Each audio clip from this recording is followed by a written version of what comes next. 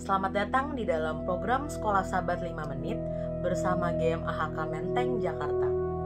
Hari ini Selasa 23 Februari 2021, kita tiba di pelajaran yang berjudul Mesias Orang Persia.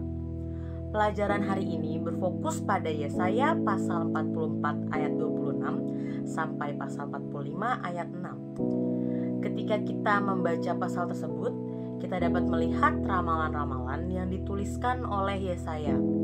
Yesaya secara akurat meramalkan mengenai Kores. Dan ramalan ini tidak hanya sekedar ramalan samar-samar saja. Yesaya dengan jelas menyebutkan nama Kores dan juga menuliskan aktivitasnya. Seperti yang kita ketahui dari Ezra 1, betul Kores datang dari utara dan timur Babel serta menaklukkannya pada tahun 539. Betul, ia melayani Allah saat ia membebaskan bangsa Yahudi dari pembuangan Babel. Dan sekali lagi betul, Kores mengizinkan kembali pembangunan bait suci di Yerusalem. Kalau kita sama-sama pikirkan dan renungkan ramalan ini, kita bisa menyadari bahwa begitu luar biasanya, karena ada sekitar 146 tahun setelah kematian Yesaya sampai kejadian kejatuhan Babel. Itu berarti sudah 1,5 abad sebelumnya nubuatan mengenai kejatuhan Babel telah disampaikan oleh Yesaya. Dan karena tindakan-tindakan Kores dijelaskan dengan baik dari beberapa sumber seperti sejarah Babel, laporan yang ia tulis, dan juga dari Alkitab, ini berarti akurasi dari nubuatan Yesaya tidak bisa diperdebatkan. Benar-benar luar biasa, karena dari ramalan Yesaya ini meneguhkan iman kita yang percaya bahwa para nabi menerima ramalan yang akurat dari Allah. Allah yang mengetahui masa depan jauh sebelum hal itu terjadi. Kalau kita baca bersama di Yesaya 45 ayat 1 tertulis, "Beginilah firman Tuhan, inilah firmanku kepada orang yang kuurapi, kepada Kores yang tangan kanannya kupegang." Di sini kita bisa membaca bahwa Allah menyebut Kores sebagai orang yang ia telah urapi.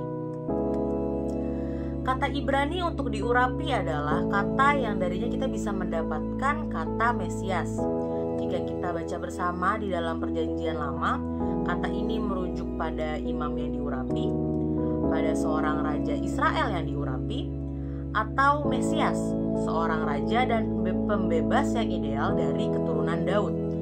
Jadi kalau kita lihat hal ini dari sudut pandang Yesaya, Kores adalah raja di masa depan yang diutus oleh Allah untuk membebaskan bangsa Israel.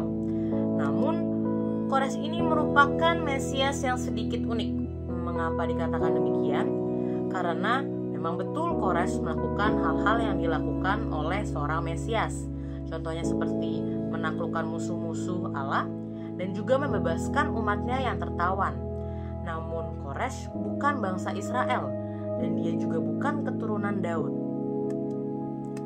Dengan meramalkan Kores dan apa yang dia lakukan, Allah membuktikan keilahiannya yang unik, bahwa ia sendiri yang mengetahui masa depan.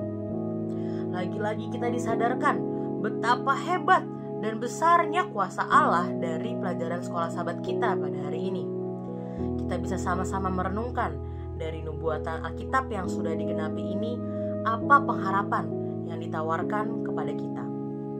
Jangan lupa, besok kita akan kembali lagi belajar dengan program Sekolah Sabat 5 Menit yang tidak hanya memperkaya pengetahuan Alkitab kita, tetapi juga menguatkan iman kita. Tuhan Yesus memberkati. Hadirilah Seri Kebangunan Rohani bersama dengan Gereja Masih Advent Hari ke-7 Menteng, Jakarta.